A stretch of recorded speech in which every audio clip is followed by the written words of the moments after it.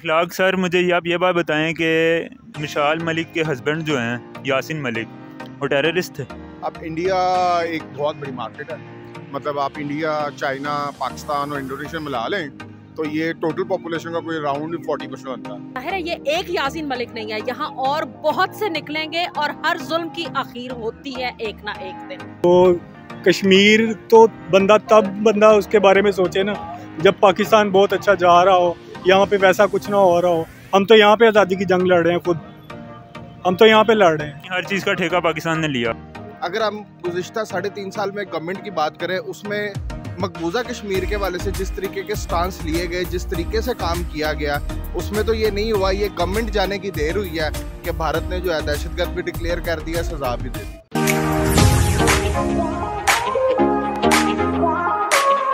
दोस्तों, क्या अपनी आज़ादी की जंग लड़ना दहशतगर्दी है? हेलो, अस्सलाम वालेकुम, नमस्ते, सत श्री अकाल, कितना फिर की हाल चाल है? Hope you all are doing well. Last week जो इंडिया ने एक हुर्रियत रहनुमा कश्मीर के यासिन मलिक को सेंटेंस टू डेथ किया, बल्कि लाइफ इम्प्रिजनमेंट किया 2 दफ़ा, और उनको इस वक्त टेररिस्ट डिक्लेयर करके दिल्ली की एक सेंट्रल जेल के अंदर रखा हुआ है। तो क्या ये कोई कानून है जिसकी वजह से वो ये कर रहे हैं? नहीं। यही चीज़ हम आज जाके पूछेंगे लोगों से कि उनके क्या सेंटीमेंट्स हैं इस पूरे टॉपिक को लेके। तो आइए चलते हैं और लोगों से पूछते हैं इस बारे में कि क्या यासिन मलिक को टेररिस्ट डिक्लेयर करना एक इखलाकी जवाज़ रखता था या नहीं। आइए। अस्सलाम वालेकुम। वालेकुम अस्सलाम। सर, क्या नाम है आपका? अखलाक अकरम। अच्छा इखलाक सर, मुझे आप ये बात बताएं कि मिसाल मलिक के हस्बैंड जो हैं यासिन मलिक, वो टेररिस्ट थे? टेररिस्ट आपने कहना हो तो किसी को भी कह दें, कोई मुझे कह दे, कोई आपको कह दे। यानी मेरा मतलब है कि अगर आज मैं अपने बच्चों के लिए, उनके फ्यूचर के लिए कोई स्ट्रगल करने निकलता हूँ और आपका मेरे साथ कोई कॉन्फ्लिक्ट है और आप मुझे कह दें कि ये टेररिस्ट है, तो और प्लस आप अथॉरिटी में हैं, आप पावर में हैं और आप मुझे जकड़ लें, पकड़ लें, तो आपकी मर्ज़ी। एक बंदा अपनी आने वाली नस्लों के लिए स्ट्रगल कर रहा है, उसकी कई नस्लें गुजर गई उस स्ट्रगल के अंदर, वो लोग उसमें स्ट्रगल कर रहे हैं, वो चाह रहा है, लुटा के आया हुआ। यानी मेरा मतलब है 11 साल उसकी शादी को हो गए थे बंदे को। Hardly he spent 60 days with his wife and his kid. आप ऐसे बंदे को टेररिस्ट कह नहीं सकते। एक पढ़ा लिखा बाशऊर इंसान अपनी कौम को बचाने के लिए निकलता है, आप उसके ऊपर टेररिस्ट का ठप्पा लगा। 2 दफ़ा उनको सेंटेंस टू डेथ किया गया। जो मर्जी करें। जब देखें सैनिटी जब तक प्रिवेल करती है तब तक करती है। जब एक लिमिट और एक लाइन क्रॉस हो जाती है, उसके बाद फिर आप जो मर्जी करें। आप उसको 1 दफ़ा करें, 1000 दफ़ा करें, आप उसके पूरे ख़ानदान को, आप कल को मिसाल को कर दें, आप उसके बच्चे को जो न्यू बॉर्न है उसको कह दें कि ये टेररिस्ट है। आप तो कुछ भी कर सकते हैं। आप इस मुल्क की बात कर लें, उस मुल्क की बात कर लें, जहाँ पर भी आप ऑपरेशन लेकर आएंगे, आप जिसके ऊपर जो मर्जी लगा दें इल्ज़ाम। यानी आपके कहने का मतलब है कि इसमें मोदी हुकूमत का हाथ है, वो सिर्फ अपने फ़ायदे के लिए उनको ये सारा कुछ कर रहे हैं। ये आज की बात नहीं है, ये बड़ी पुरानी बात है। यानी वहाँ पर जो वो माहौल वहाँ पर बना हुआ है पिछले 70 साल से, जो भी आवाज़ उठाएगा उसके साथ यही होगा। मोदी की गवर्नमेंट हो, ये हाँ, ये ज़्यादा एग्रेसिव हैं, ये ज़्यादा बदमाशी के साथ करते हैं सब कुछ, और इनको ज़्यादा इंटरनेशनल पैटर्नेज और कवर हासिल है। इससे पहले लोग भी यही करते थे। इससे पहले लोगों को भी हमने कौन कौन से लोग नहीं देखे इन इल्ज़ामात में गिरफ़्तार होते हुए। सारी सारी उम्र उनकी गुजर गई, सारी सारी नस्लें उनकी बर्बाद हो गई इस वजह से, इस फाइट के अंदर। वो तो 7 दिहाइयों से बेचारे लगे हुए हैं, क्या कह सकता है। अस्सलाम वालेकुम। वालेकुम अस्सलाम। सर, आपका नाम? ज़िशान। अच्छा ज़िशान भाई, मुझे ये बताएं कि हमारे नेबर कंट्री इंडिया ने अभी थोड़े दिन पहले की बात है कि उन्होंने कश्मीर के जो इंडिपेंडेंस के वो लीडर थे, हुर्रियत रहनुमा यासिन मलिक, उनको टेररिस्ट डिक्लेयर करके उन्होंने उम्र कैद की सज़ा सुना दी है और वो इस वक्त दिल्ली के अंदर है, जेल के अंदर। तो आपका क्या कहना है कि क्या वो दहशतगर्द थे? कोई दहशतगर्द तो नहीं थे फिलहाल। यहाँ पे बड़ा डिप्लोमेटिक चैनल वाला क्वेश्चन आपने कर लिया, डिप्लोमेट से रिलेटेड ये सवाल है। देखें जी कि 70 साल से हमारे मुल्क के ऊपर जो लोग रहे हैं, ये जितनी भी मकबूजा कश्मीर की कैंपेन है, उस सब में डिप्लोमेट चैनल का बहुत बड़ा लिंक था। अगर हम गुज़िश्ता 3.5 साल में गवर्नमेंट की बात करें, उसमें मकबूजा कश्मीर के वाले से जिस तरीके के स्टांस लिए गए, जिस तरीके से काम किया गया, उसमें तो ये नहीं हुआ। ये गवर्नमेंट जाने की देर हुई है कि भारत ने जो है दहशतगर्द भी डिक्लेयर कर दिया, सजा भी दे दी। इसमें डिप्लोमेट चैनल बड़ा आपका काउंट करता है कि 70 साल से हमने डिप्लोमेट्स के चैनल के ऊपर मकबूजा कश्मीर को पाकिस्तान का हिस्सा किस हद तक दिखाया, किस हद तक उनकी फ़ाइट लड़ी। नहीं, अगर हम सिर्फ हिस्सा दिखाते रहेंगे तो आप देखें कि पिछले 75 सालों के अंदर कश्मीर तो हम नहीं ले सके। कश्मीर तो इंडिया के पास ही है, तो क्या फ़ायदा हमसे जो मर्ज़ी करते हैं, है तो उन्हीं के पास। कश्मीर लेना कोई बड़ी बात नहीं है, मसला सिर्फ इतना सा है, लेने वाला इरादा होना चाहिए। इरादा पुख्ता हो, हर चीज़ मिल जाती है। ऊपर से यानी 75 साल से हमारा इरादा नहीं बना। अब मैं इसका क्या जवाब दूँ आपको? देखें, आपका जो कम्युनिकेशन है ना, कम्युनिकेशन स्किल, वो बड़े डिपेंड करते हैं। आपने 75 साल से पाकिस्तान पूरे का पूरा बचाया हुआ, इसराइल हमारे पीछे नहीं, पूरा कहाँ बचा है, हमारा आधा हिस्सा तो चला गया, बांग्लादेश बन गया। बांग्लादेश जिस वजूहात की बिना पे बना वो भी आपको पता है। हिस्ट्री के स्टूडेंट हैं, आप भी हिस्ट्री का स्टूडेंट हूँ मैं भी, कि अपने ही लोग जब तक शामिल हाल ना रहें किसी चीज़ में तो उस चीज़ का बेड़ा गर्क नहीं हो सकता। जिस हद तक हमारे लोग शामिल नहीं हैं उस हद तक तो हमारे पास है। इसराइल हमारे अगेंस्ट है, अमेरिका हमारे अगेंस्ट है, मगरबी पूरी लॉबी हमारे अगेंस्ट है। सबसे बड़ा हमारा नेबर इंडिया, बांग्लादेश भी किसी भी चीज़ से बाज नहीं आता, उसके बाद भी इरादा पुख्ता तो बचा हुआ है। तो मकबूजा कश्मीर लेना है तो it's not a big deal. यानी मतलब मेरा सवाल फिर वही है कि 75 सालों में ऐसा कोई माइका लाल आया ही नहीं जो अभी तक ये काम कर सके। अब ये समझ लें कि ऐसा कोई आया ही नहीं, जो आया उसको आगे जाने नहीं दिया। तो वो भी 3.5 साल में नहीं ले सका। देखिए जी, यूथ जो है ना, यूथ पौने 4 साल की आप बात कर रहे हैं। पौने 4 साल में यूथ का जो स्टांस आपने देखा ना, वो पिछले 75 साल में आपने नहीं देखा। जब इस यूथ को डिप्लोमेट्स चैनल्स की समझ आना शुरू हुई, इस स्टांस की समझ आना शुरू हुई, डिबेट करना शुरू हुई, तब आपने पकड़ के साइड पे कर दिया, नहीं नहीं नहीं नहीं, ये तो गलत हो जाएगा, ये तो हमारे गले पड़ जाएंगे सारे। ऐसा थोड़ी होता। बात वही है कि दहशतगर्द थे वो। सर, अगर दहशतगर्द होते तो इतने पुरस्कून ना होते। चीज़ें सारी मीडिया पे आप भी देख रहे हैं, मैं भी देख रहा हूँ, आपका तो मीडिया से रिलेशन है। आप लोग खुद जो है वो जो मिसाल मलिक साहिबा के वीडियो क्लिप्स वगैरह और उसके बाद उनके खावन से मुलाकातों की पिक्चर्स वगैरह, एक चेहरे की फ्रेशनेस, एक जो मुलजिम होता है जिसको पता होता है मैंने किया है, या मुजरिम जिसको पता होता है मैंने किया होता, वो इतना फ्रेश नहीं होता जितना यासिन मलिक साहब है। बाकी मुसलमान है, मुसलमान मुसीबत से घबराया नहीं करते, अल्लाह उनके साथ है। देखते हैं ये कब अमल में आता है काम। अस्सलाम वालेकुम। वालेकुम अस्सलाम। अच्छा, मुझे आप ये बता सकती हैं कि इंडिया ने यासिन मलिक को जो दहशतगर्द करार दे कि उनको 2 दफ़ा सज़ाए मौत की सज़ा सुनाई है और इस वक्त वो दिल्ली जेल के अंदर हैं, तो क्या वो कोई दहशतगर्द थे? नहीं, वो बिल्कुल दहशतगर्द नहीं थे। उसकी वजह ये है कि वो अपनी कौम की आज़ादी के लिए जिद्दोजहद कर रहे थे।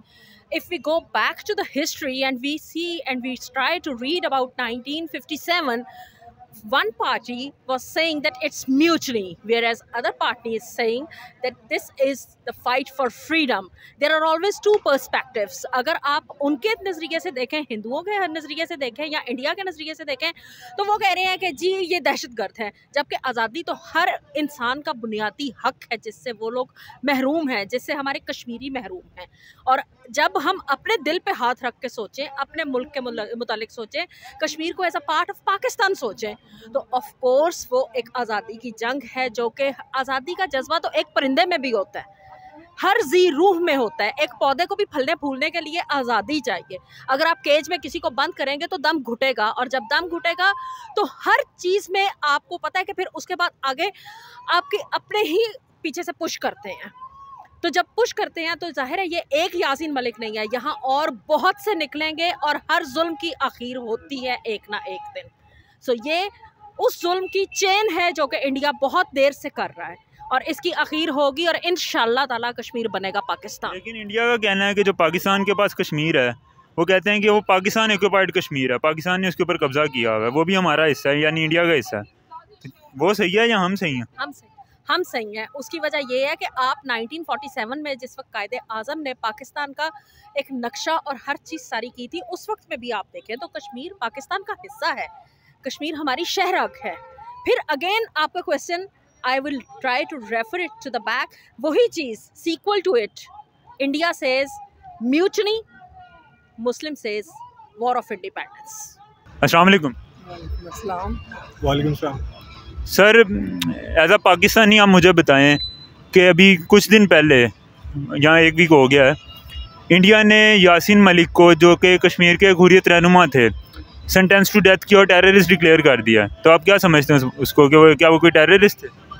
जारी बात है, ये तो टेररिस्ट तो नहीं थे, वो तो अपनी आज़ादी के लिए जंग लड़ रहे थे, तो इतना अरसा हो गया उन्हें आज़ादी की जंग लड़ते हुए, तो टेररिस्ट तो नहीं हो सकते वो। जारी बात, मतलब गलत किया ना, जारी बात है, गलत किया, ये तो नाइंसाफ़ी है सरासर। आंटी आप क्या कहेंगी? बिल्कुल, बहुत बड़ी नाइंसाफ़ी है उनके साथ, वो तो आज़ादी की जंग लड़ रहे हैं काफ़ी देर से, यानी कि वो एक आज़ादी की जंग लड़ने वाले को उन्होंने टेररिस्ट डिक्लेयर कर दिया। उसकी फैमिली के साथ बहुत बड़ी ज़्यादती है, उसकी मिसेस बेचारी रोज़ वो टीवी पे आती हैं, रोज़ बेचारी पिटती हैं इंडिया के आगे, लेकिन कोई सुन नहीं रहा उनकी, बिल्कुल भी नहीं सुन रहा कोई भी। ये ज़्यादती है उनके साथ, बहुत बड़ी ज़्यादती है। मैं तो कहती हूँ हर मुसलमान को उनके लिए आवाज़ उठानी चाहिए, हर जितने भी मुसलमान मुल्क हैं सबको उनके लिए आवाज़ उठानी चाहिए, पाकिस्तान को भी उठानी चाहिए। अब हम इमरान खान के लिए आए हैं, हम हर जलसे में जाते हैं उनके लिए, हमारा जज्बा है उनके साथ, हमारी मोहब्बत है उनके साथ, हम आते हैं। और ये जो कुछ दिन पहले यहाँ पे पाकिस्तान में हुआ है, ठीक है, पीटीआई है सारे अवाम के साथ, जो पीटीआई के रहनुमा हैं उनकी अवाम के साथ, आप क्या समझते हैं ये सही है? देखें, ये तो पाकिस्तान में शुरू से होता आ रहा है, ये कि पहली दफ़ा तो नहीं हुआ। जो यहाँ पे हुआ है जो, और जो कश्मीर में हो रहा है उसमें कोई फ़र्क है आपके नज़दीक? सिमिलैरिटी तो बहुत है। हाँ, तो यही है ना बस। तो कश्मीर तो बंदा उसके बारे में सोचे ना जब पाकिस्तान बहुत अच्छा जा रहा हो, यहाँ पे वैसा कुछ ना हो रहा हो। हम तो यहाँ पे आज़ादी की जंग लड़ रहे हैं खुद, हम तो यहाँ पे लड़ रहे हैं। यहाँ पे तो हम भी हमारा हिस्सा है, कश्मीर भी हमारी जिस्म का एक हिस्सा है, हम उसको भी अपने जिस्म का हिस्सा समझते हैं। लेकिन असल बात यह है कि अब कितनी देर से इंडिया उन पे मुसल्लत है, इंडिया अपनी बर्बरियत जो है ना वो इंडिया पे ढाता है, तो ये इंडिया की ज़्यादती है। उनको चाहिए कि ये अब अक़वाम मुत्तहिदा में कश्मीर जो पाकिस्तान के पास है, मुजफ्फराबाद वगैरह, इंडिया तो कहता है वो भी हमारा है, तो क्या आप उन्हें वो दे देंगे? कहने को क्या है, वो तो बहुत कुछ कहते हैं, कहने को तो ये भी कहते हैं कि जी हमारा टूट अंग है, ये है वो है, ऐसा तो नहीं हो सकता है ना। मतलब अभी कश्मीर तो उधर का ही होगा जहाँ उसकी आवाम जहाँ चाहेगी, अगर पाकिस्तान के साथ आना है या इंडिया के साथ जाना है, वो तो वहीं के लोग का फैसला करेंगे ना। तो उनको फैसला करने का हक अगर इंडिया दे तभी वो बता सकते हैं ना कि वो इंडिया का है या पाकिस्तान का। तो क्यों नहीं मिल रहा? सारी बात है, ये तो जुल्म है, अभी हट धर्मी है इंडिया, ये इंडिया का जुल्म है बस। 7 लाख फौज जो है वो रखी हुई है, तो जुल्म ही है अभी, मतलब जबरन रखा हुआ है, ऑपरेशन है ये, सारी बात है ऑपरेशन। अस्सलाम वालेकुम। वालेकुम सलाम जी। सर आपका नाम? मेरा नाम शेख मोहम्मद असलम है, लाहौर से ही हैं? मैं लाहौर से हूँ। अच्छा सर, मुझे एक बात बताएं कि लास्ट वीक जो है इंडिया ने, हमारा नेबरिंग कंट्री है, उन्होंने कश्मीर के हुर्रियत रहनुमा यासिन मलिक, उनको उन्होंने टेररिस्ट डिक्लेयर करके 2 दफ़ा सेंटेंस टू डेथ भी कर दिया, और इस टाइम वो दिल्ली की एक जेल के अंदर हैं। तो आपको क्या लगता है कि क्या वो वाकई कोई टेररिस्ट दहशतगर्द थे कि वो लोगों को कत्ल कर रहे थे? नहीं, वो बहुत जुल्म किया उसके साथ, वो ना दहशतगर्द है ना कोई है, उसके साथ बहुत जुल्म किया गया है। और उसको यानी कि एक सियासी बंदा है, एक तहरीक चला रहा है तो चलाने दो उसको। ये एक तहरीक चलाने का ये तो नहीं मतलब है कि किस चीज़ की तहरीक चला? आज़ादी की कश्मीर आज़ादी की, इंडिया से आज़ाद हो, इंडिया से आज़ादी के लिए कर रहा था वो, तो उसे सजाए मौत दे दी। ये तो जुल्म है, ये तो अक़वाम मुत्तहिदा को देखना चाहिए कि ये जुल्म कर रहे हैं, तो इन्हें अक़वाम मुत्तहिदा को नज़र नहीं आ रहा है कि ये क्या हो रहा है। पाकिस्तान को कहते हैं कि ये जुल्म कर रहे हैं, वो इंडिया कर रहा है जुल्म इंतहा से ज़्यादा। यूक्रेन पे वो कर दिया, रूस ने हमला कर दिया, वो कहते हैं जी ये जुल्म हो गया। ये कश्मीर का जुल्म नज़र नहीं आ रहा है इनको। ये देखें कि इनके साथ बहुत ज़्यादती की। मुसलमान होना ना जो इनकी नज़र में जुल्म है, मतलब मुसलमान क्यों है, चाहे वो कोई। इस हिसाब से देखा जाए तो इंडिया में पाकिस्तान से ज़्यादा मुसलमान हैं, 25 मिलियन मुसलमान हैं वहाँ पे। मेजोरिटी में जो आप उनकी जितनी भी रियासतें वगैरह जो मुसलमानों की क्या वो पुरअमन तरीके से रह रहे हैं। गुजरात का वाक़यात आपके सामने है, सारे सभी चीज़ें आपके सामने। वो तो एक प्रोपेगेंडा था, कश्मीर को अलहदा किया, फिर इस सिलसिले में यासीन साहब को भी उन्होंने गलत करार दे दिए। मकसद कि ये बिल्कुल ज़्यादती है, ये शॉर्ट वो दहशतगर्द थे। नहीं, कहाँ से दहशतगर्द। अगर ये काम करे, ये जो मुसलमानों को मारे, तो वो मतलब कि वो ठीक है। हम वो अगर अपने लिए अपने हक के लिए लड़े तो वो मतलब दहशतगर्द है। ये तो इनका इंसाफ का तकाज़ा है। नाइंसाफ़ी हुई है, बिल्कुल नाइंसाफ़ी। प्रोटेस्ट करते हैं, किया भी है, हम फिर करते हैं, बिल्कुल मजम्मत करते हैं। अभी आप इधर इमरान खान के धरने की जलसे के लिए आए? जी, हाँ जी, इमरान खान के काल पे हम आए हैं इधर एहतजाज के लिए, महंगाई की वजह से, क्योंकि 60 रुपये पेट्रोल इन्होंने महंगा किया है, 9 रुपये बिजली महंगी कर दी है, जुल्म कर दिया है 2 हफ्तों में। ये इन्होंने कर दिया, आगे पता नहीं क्या करते हैं। ये इम्पोर्टेड का जो बिजली का बिल है वो अगर 47% अगर इंक्रीज़ कर दिया गया यूनिट की रेट, तो अगर किसी का 10 आ रहा था वो 14,000 तो हो गया ना। आपकी बातें सुन के मुझे ये लग रहा है कि हम तो अभी अपने कंट्री के इश्यूज ही नहीं सॉल्व कर सके, तो हम एक फॉरेन इशू मसला जो है हम उस पंगे में क्यों पड़ रहे हैं? नहीं, ये बात नहीं है। मुसलमान कहीं भी है और अगर वो किसी जुल्म में मुब्तला है तो हम उसके साथ हैं। यानी हर चीज़ का ठेका पाकिस्तान ने लिया हुआ है। देखा नहीं है, आप इंसान हैं, मैं भी इंसान हूँ, आप मुसलमान हैं, मैं भी मुसलमान हूँ, हमारे अपने फ़र्ज़ हैं। आप मेरी बात नहीं समझे, बाकी मुस्लिम ममालिक उसके खिलाफ क्यों नहीं बोलते? इसका दर्द सिर्फ पाकिस्तान को ही क्यों है? मैं आपको बताता हूँ, इमरान खान साहब ने जो पीछे OIC की बनाई थी यहाँ पे मीटिंग कल, उसमें क्या कहा था? उसमें यही बात की थी कि कहीं भी अगर कोई मुसलमान जाते उसे दहशतगर्द करार दे देते। आप सभी ममालिक इकट्ठे क्यों नहीं होते, क्यों नहीं आवाज़ आप बुलंद करते? यही तो उनका मेन मकसद भी इमरान खान साहब का यही था। हम एक प्लेटफार्म पे इकट्ठे है ही नहीं। अगर हम देखें सऊदी अरब नहीं, बाकी ममालिक कोई भी इकट्ठे नहीं है। अगर ये आप अभी मैं मुझसे आप इंटरव्यू कर रहे हैं, मुझे ये बताएं कि लोग पाकिस्तान के अलावा क्या सऊदी अरब में किसी और मुल्क में ये ऐसे किसी ने बात की है, इंटरव्यू लिया कि यासीन मलिक को पकड़ लिया गया है? यही तो मेरा आपसे सवाल था कि पाकिस्तान ही हर चीज़ में आप कह लें कि ठेका लेके आगे क्यों आया था? वो इस्लाम का ठेकेदार है पाकिस्तान। इसकी वजह है कि पाकिस्तान जो है वो जो हासिल किया गया था तो वो ला इलाहा इल्लल्लाह के मकासद के हिसाब से लिया गया, इसीलिए हम इसके ठेकेदार भी हैं। तो फ़र्क पड़ेगा कोई आने वाले दिनों में? फ़र्क तो पड़ता है। देखें, मैं एक बात याद रखिएगा कि जहाँ पर खुदा का सिस्टम क्या होता है, मज़लूम की जहाँ से जीत होनी होती है ना, उससे कुछ लम्हे पहले तक जालिम का जुल्म अपनी पीक पर जाता है। ये तय है, ये हमें शुरू से पैगंबरों के ज़माने से अब तक लेकर हम यही देखते हैं कि जालिम का जुल्म जब अपनी पीक पर पहुँचता है, उससे आगे मज़लूम की जीत होनी होती है। तो ये तो जो मर्ज़ी कर लें, ये तो एक खुदा का सिस्टम है, इसको वो डिफाई नहीं कर सकते। They did wrong. They did wrong. They did wrong obviously, लेकिन ये तो करते रहे हैं। फिरौनियत तो हमेशा से यही करती है ना, गलत करती है, वो फिर बाद में गलत साबित होता है, वक्त उनको इबरत का निशान बनाता है, और जो एक्चुअल हीरोज़ होते हैं उनको हीरोज़ के तौर पर ही याद रखा जाता है। वैसे ही यहाँ पर भी होगा इंशाल्लाह ताला। अस्सलाम वालेकुम। वालेकुम अस्सलाम। सर क्या हाल है? सर ठीक ठाक। सर एक मुझे सवाल का जवाब दें। हमारे हमसाया मुल्क इंडिया में जो अभी रिसेंटली थोड़े दिन पहले एक कश्मीरी रहनुमा को उन्होंने उम्र कैद की सज़ा सुनाई है 2 दफ़ा, क्या वो कोई दहशतगर्द थे जो उनको उम्र कैद की सज़ा सुनाई गई? सर प्रॉब्लम ये है कि पूरी दुनिया का प्रॉब्लम ये है कि ना अब ना इकोनॉमिक वॉर है। अब वो जो पहले वॉर्स होती थी ख़त्म हो गई है। अब इंडिया एक बहुत बड़ी मार्केट है, मतलब आप इंडिया, चाइना, पाकिस्तान और इंडोनेशिया मिला लें तो ये टोटल पॉपुलेशन का कोई अराउंड 40% बनता है, वर्ल्ड पॉपुलेशन का। हाँ, मतलब जो वर्ल्ड पॉपुलेशन का 40% हम ही है। तो यहाँ पे लोगों को काम ही आता है, तो कंजम्पशन हम नहीं करनी है उनकी, जो वेस्ट प्रोड्यूस कर रहा है वो कंज्यूम हमने करना है, ठीक है। तो अब वो इंडिया एक मेजर मार्केट है उनकी, तो वो उसकी वजह से वो ब्लैकमेल करते हैं पूरी दुनिया को, क्योंकि वो एक मेजर मार्केट है और वो जो करते हैं उनको कुछ कहते नहीं है। नहीं तो अभी सवाल फिर वही है कि क्या यासीन मलिक जो एक हुर्रियत रहनुमा है कश्मीर के, वो टेररिस्ट हैं जो उनको उम्र कैद की सज़ा 2 दफ़ा सुनाई गई है? प्रॉब्लम यही है ना कि ह्यूमन राइट्स सिर्फ जागता है और जगह पर अपने जहाँ पर उनके इंटरेस्ट होते हैं वहाँ पे जाग जाता है, और जहाँ पे जुल्म हो रहा है वहाँ पे वो देखते नहीं है।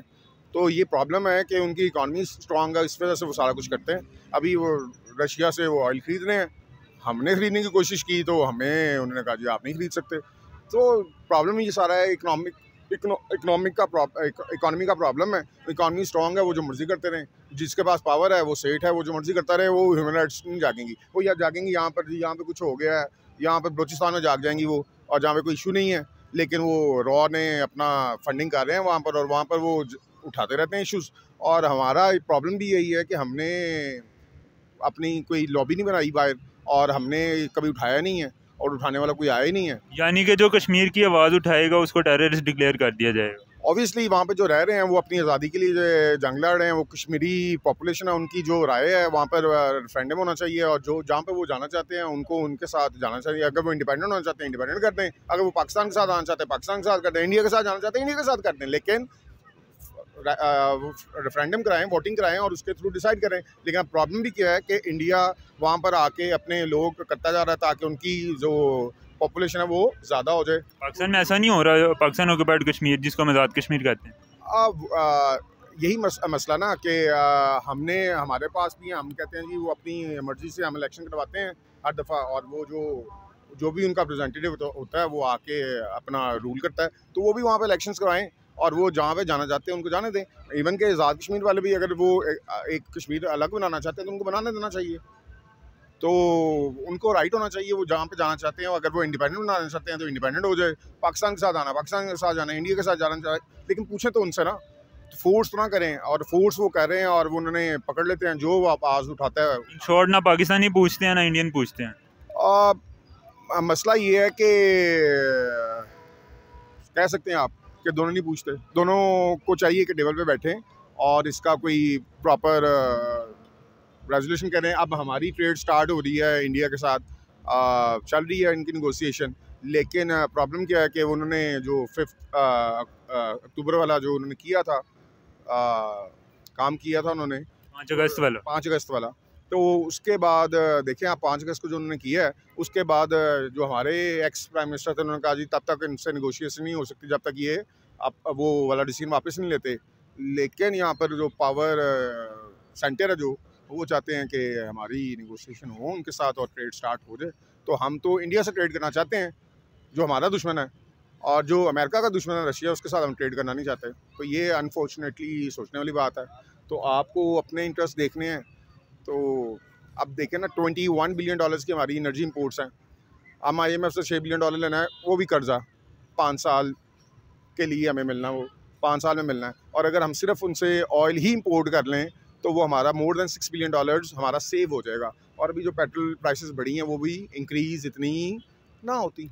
270 तक जाने का क्या है सर? 270 तक जाना है, उसमें टैक्सेस ऐड करेंगे। जब वो टैक्सेस ₹30 लेवी भी ऐड करेंगे, 17% सेल्स टैक्स भी ऐड करेंगे। तो आज अभी ब्रेंट का रेट हो गया है $119 अभी जो करंट मार्केट चल रही है, और हम ओपेक बास्केट बाय करते हैं वो 123 पे है अभी। तो ये 300 से भी क्रॉस कर जाएगा अगर आप लेवी भी डालेंगे और 17% सेल टैक्स डालेंगे।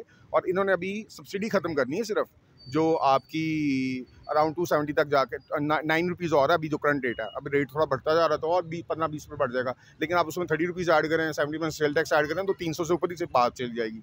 लेकिन प्रॉब्लम ये है कि आप अपने इंटरेस्ट नहीं देखते।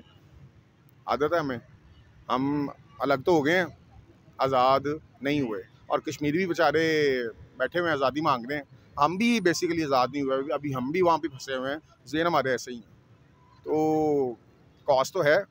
और जब आप फॉरेन पॉलिसी बनाते हैं, और ऑब्वियसली वो US में भी बनती है, तो वो US में भी जो पावर सेंटर्स हैं वहाँ पर एस्टैब्लिशमेंट है उसके साथ मिलकर बनती है, हमारे यहाँ पे भी ऐसी बनती है। लेकिन जब आप बना रहे हैं फॉरेन पॉलिसी तो आपको ये देखना चाहिए था कि यार कि भाई प्रेशर तो आएगा, आप उठा सकते हैं कि नहीं उठा सकते।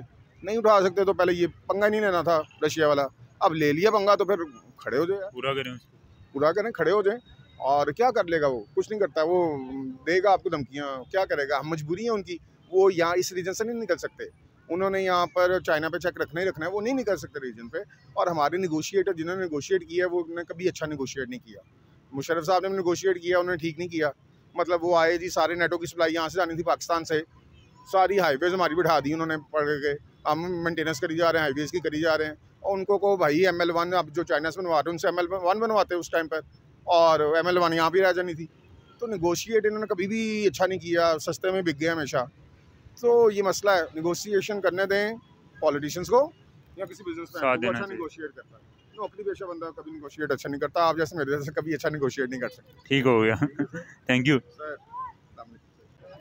तो देखा आपने कि लोगों के किस तरह एक मिक्स डाइवर्स किस्म के जवाब आए हैं। कि कुछ लोगों का कहना था कि यासीन मलिक वाकई एक दहशतगर्द हैं, जो कि एक एक्सट्रीमिस्ट टाइप के लोग हैं। और कुछ लोगों का, बल्कि कुछ लोगों का नहीं बल्कि ज़्यादातर लोगों का ये कहना था कि यासीन मलिक जो है उनकी एक सियासी जद्दोजहद थी आज़ादी के लिए अपनी, और उनको उनके साथ इस तरह उनको एक दहशतगर्द करार नहीं देना चाहिए था। इसी तरह के मिक्स जवाब मिलते रहते हैं इधर अवाम में आके।